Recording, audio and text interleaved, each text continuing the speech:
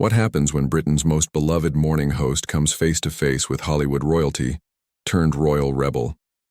You won't believe what unfolds when polite conversation turns into live television's most explosive confrontation of the year.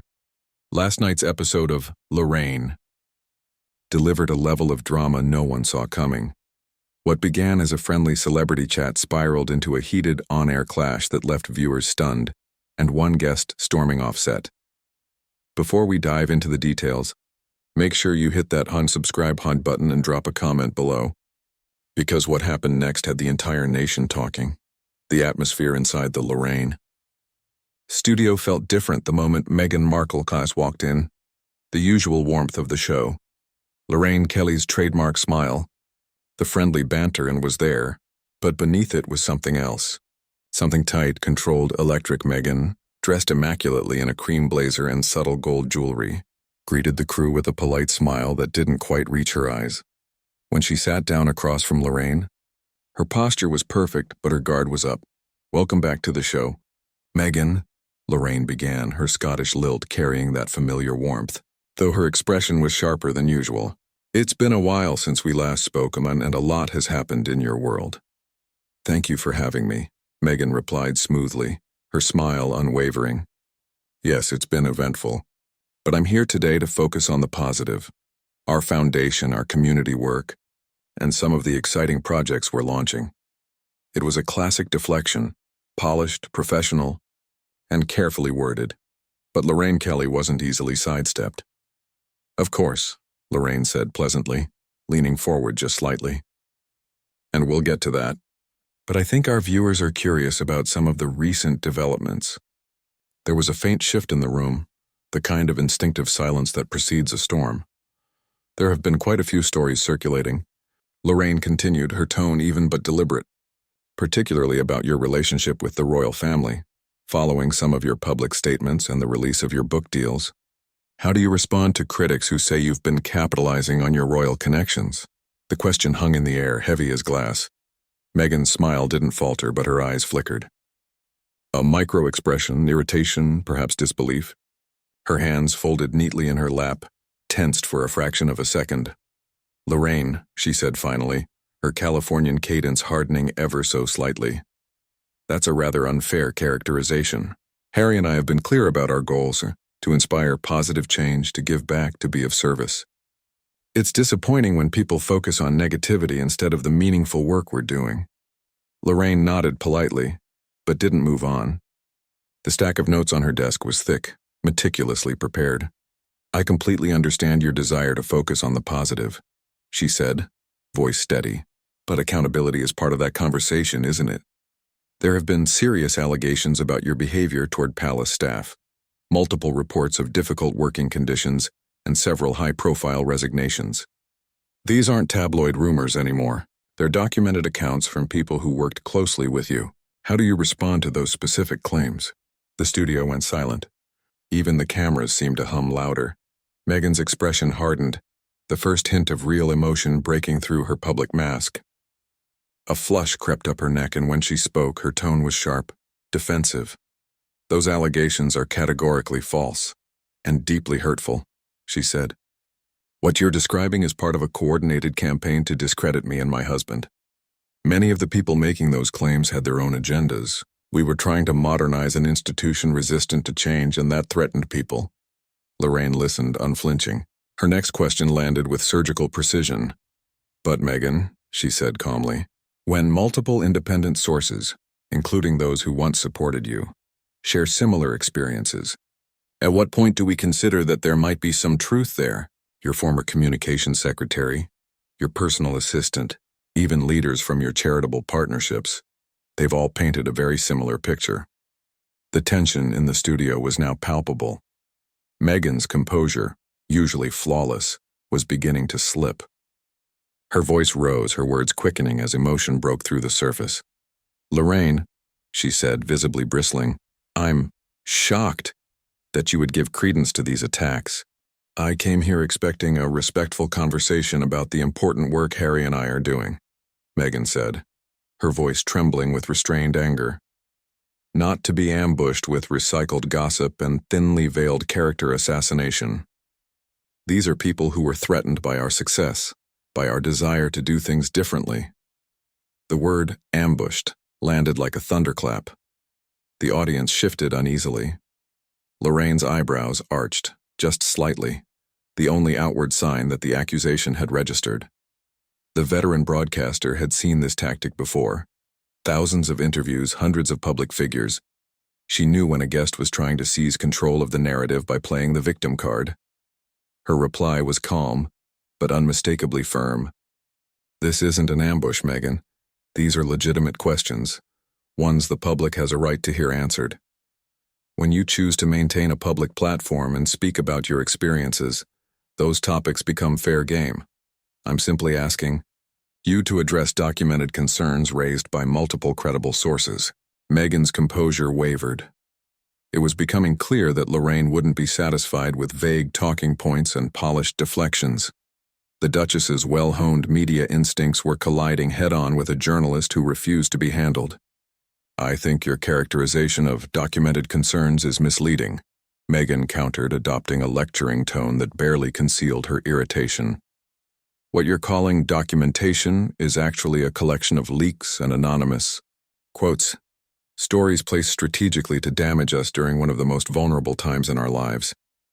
Lorraine leaned back slightly, studying her guest with the calm of someone who had weathered far worse storms. Her expression made it clear she wasn't convinced. She had covered the royal family for decades. She could recognize spin when she heard it. Meghan's answers sounded less like truth and more like crisis management. But surely you can understand, Lorraine pressed gently, why people might be concerned when they hear similar accounts from multiple independent sources. And it's not just about palace staff. There have been questions about your charitable work, your business ventures, even some of the claims made in your interviews. When patterns like that emerge across different areas of your life, doesn't that call for some self-reflection? That question was the spark. In an instant, the temperature in the studio changed. Meghan's carefully composed facade shattered, her voice rising, her gestures animated, her face flushed with anger. Self-reflection, she repeated, incredulous. Lorraine, I think you need to reflect on what you're doing here. You're sitting there repeating vicious lies and presenting them as facts. This is exactly the kind of toxic behavior that drove us out of the UK in the first place. Lorraine's expression hardened.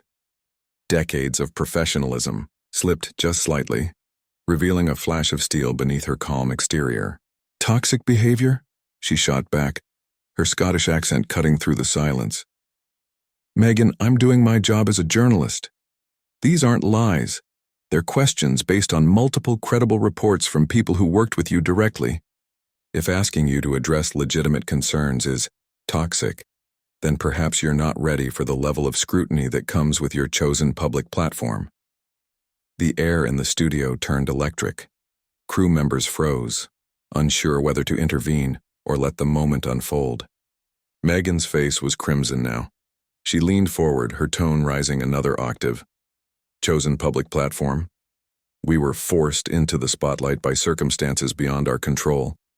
Everything we've done has been about protecting our family and creating positive change. And people like you continue to tear us down with these coordinated attacks. Lorraine didn't flinch. Her patience was fraying, and her next words cut with the precision of a scalpel. Forced into the public eye. Meghan, you've given multiple paid interviews, signed lucrative book deals, launched podcasts, and maintained a constant media presence. Nobody forced you to do any of that. You can't have it both ways. You can't profit from public attention while claiming to be a victim of it. The accusation hit like a physical blow. For the first time, Meghan's confidence faltered. Her entire narrative, built on control, composure, and moral clarity, was crumbling under Lorraine's unrelenting logic. That is absolutely outrageous, she snapped, her voice breaking through the studio silence. How dare you suggest that we're profiting from our pain? Everything we've done has been about survival, about protecting our children from the same toxic environment that destroyed Harry's mother. The fact that you can't see that says everything about the kind of person you are. The mention of Diana was a calculated move, meant to deflect criticism, but Lorraine had covered the royal family long enough to spot emotional manipulation instantly. Her response was swift and merciless. "Don't you dare use Diana's memory to dodge legitimate questions about your own behavior," she snapped, her voice steel-edged, catching even longtime viewers off guard. Diana had faced genuine media persecution, but she had never attacked staff or treated her team as disposable. "The situations aren't comparable," Lorraine continued, her tone cold and precise. "Using her tragedy to shield yourself from accountability is frankly disgusting." The word disgusting echoed through the studio like a gunshot. Meghan's mouth fell open. Shock, pure shock. No one had ever spoken to her with such raw, unflinching directness on camera. Her reply burst out in a torrent of barely restrained fury. "How absolutely dare you speak to me like that?" Her voice rose to a piercing crescendo, rattling the studio. "You have no idea what we've been through. What it's like to have your entire life scrutinized, criticized, dissected by people who have never walked in your shoes. This interview is over. I will not sit here and be disrespected and attacked by someone clearly biased against us." Lorraine remained unmoved. She had handled difficult guests before, but never someone so transparently attempting to control the narrative while painting herself as the victim. She leaned in, her next question surgical in its precision.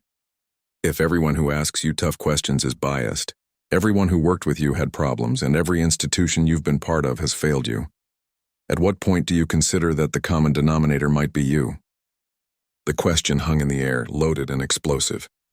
Meghan's face flickered through a spectrum of emotions: shock, rage, disbelief, and finally something bordering on panic. Live television had stripped away the polished veneer she carefully maintained, exposing her raw, unfiltered self. Her perfectly manicured hands trembled as she gripped the arms of her chair. When she finally spoke, venom dripped from every word. "You are a bitter, jealous woman," she snarled, abandoning every trace of decorum, "who has spent your entire career feeding off other people's lives, because you've never accomplished anything meaningful yourself.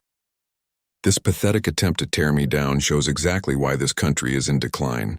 You celebrate mediocrity and attack anyone who dares to rise above it." The personal attack struck at Lorraine's decades-long career. For a moment, time seemed to freeze.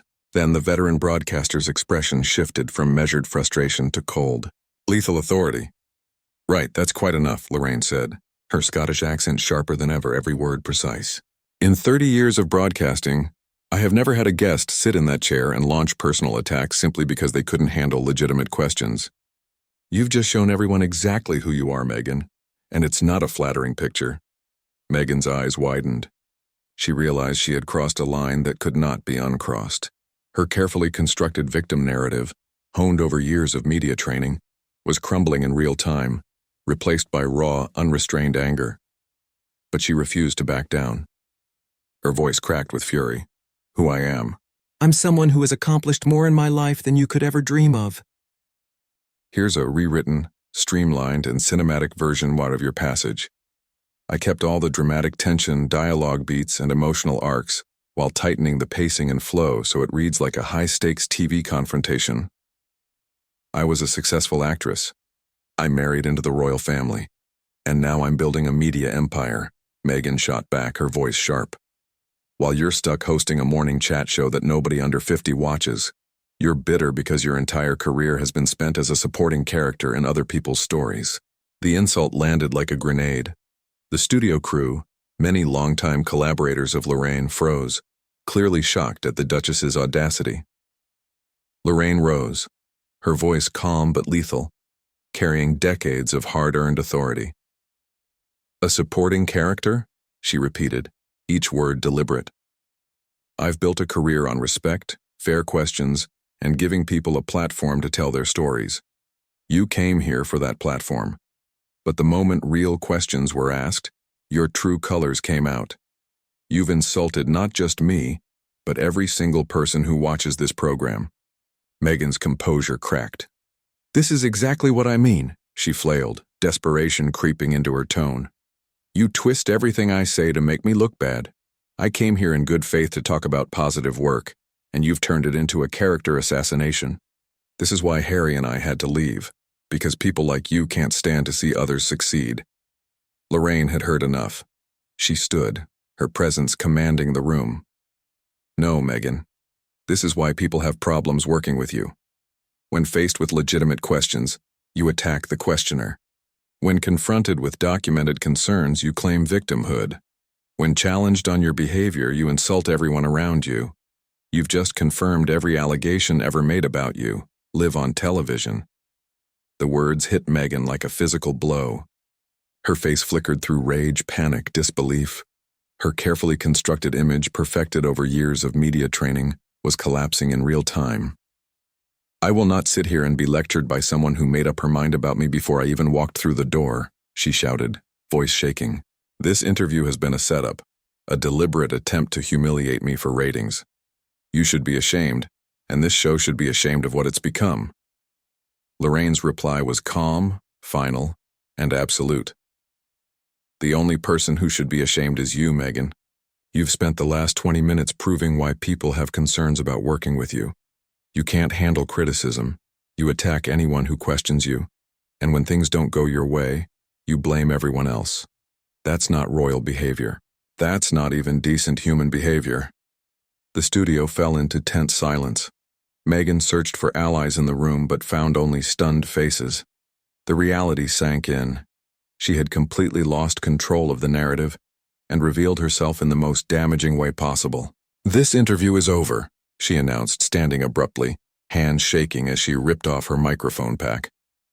I will not be treated this way by anyone, especially not some provincial television host who doesn't understand real success. You've just made the biggest mistake of your career. Lorraine remained seated, composed, eyes fixed on the camera. The biggest mistake here, she said softly, but every word cut like a scalpel, was yours. You had an opportunity to address legitimate concerns with grace and honesty. Instead, you chose to attack everyone around you. That says everything anyone needs to know about your character. Meghan stormed out, flinging the microphone onto a chair so it bounced to the floor. Over her shoulder, she called out theatrically, "You'll be hearing from my lawyers. This was defamation and you'll pay for it." Lorraine turned back to the cameras, her voice calm and authoritative. Ladies and gentlemen, I apologize for what you've just witnessed. In 30 years of broadcasting, I have never seen a guest behave with such disrespect and contempt for basic civility.